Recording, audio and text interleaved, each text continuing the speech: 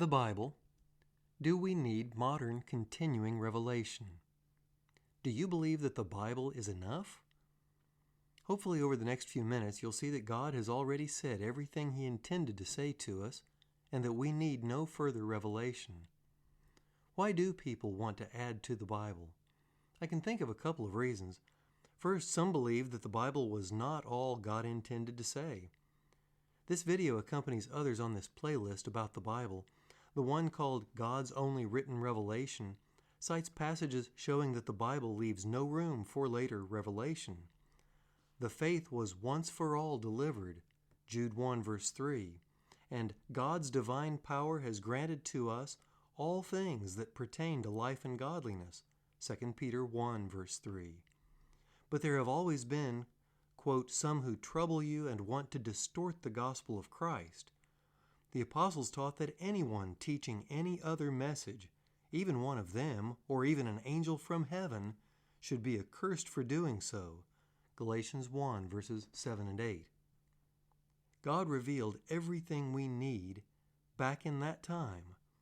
The Bible is the final written declaration of God's will, and it contains all we need.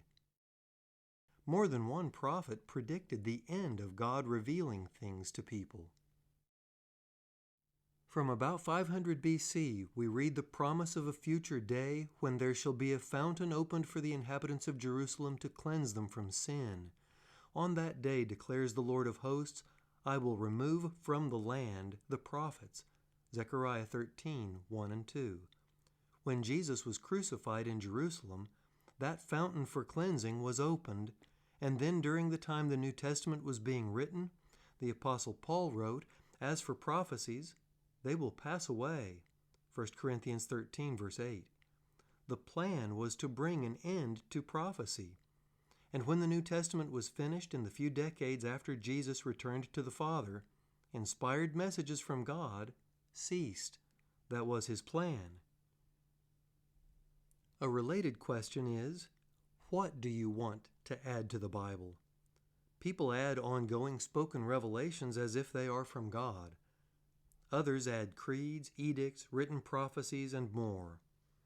Any message claiming to be from God needs to show the same evidence that was given for the Bible itself. A prophet needs to have compelling credentials like Jesus' apostles and prophets from the first century.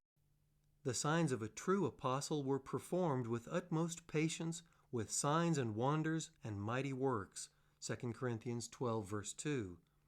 New revelations by God's prophets in the Bible were always accompanied by miracles, and miracles of such quality that even the enemies could not dispute that they had happened. The signs of modern faith healers do not rise to the standards of true Bible miracles. Others want to add to the Bible because they believe the Bible is inadequate, either incomplete or inaccurate. This describes people from several faiths, the Jewish faith, Islamic faith, the Mormon faith. In each case, they reject parts of the Bible. The video on this playlist titled 3 Ways God Has Revealed Himself shows that God, in these last days, has spoken to us by His Son, Jesus. Hebrews 1 verses 1 and 2, and that Jesus' apostles were inspired by the Holy Spirit to write the New Testament. For example, Ephesians chapter 3 verse 3, the mystery was made known to me by revelation.